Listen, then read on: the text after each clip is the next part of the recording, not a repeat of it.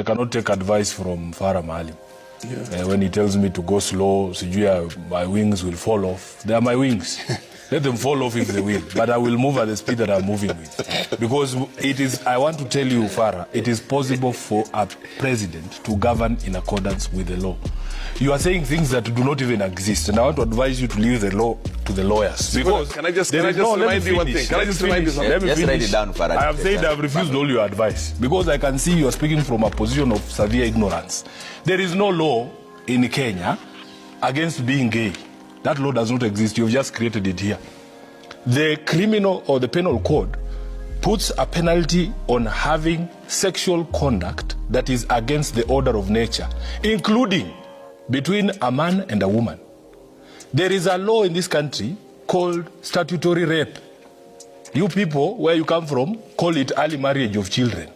You will not speak about those things, Farah, because you know you are picking the ones that you think are convenient for you to push your arguments.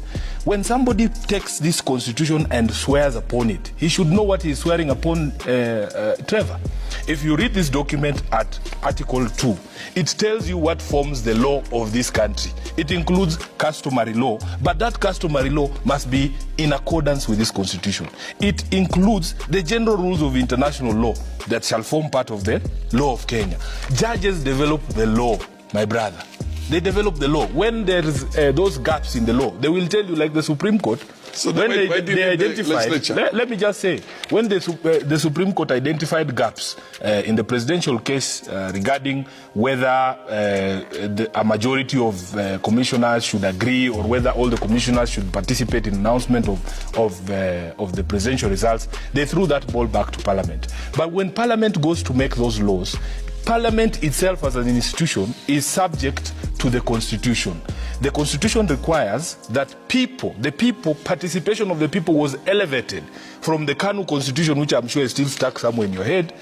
It elevated the people's participation in lawmaking to a level where if you do not have effective public participation, that law will be struck out. That is not judicial overreach.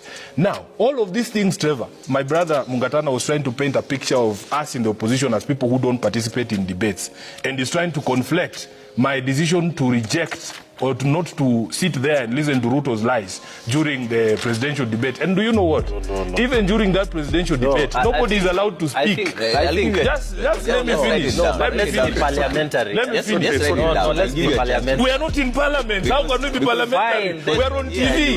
We are not in parliament. King is not here to protect you. We have to speak the way we speak. This is not parliament. No, you can't. I can say. Who says I cannot say?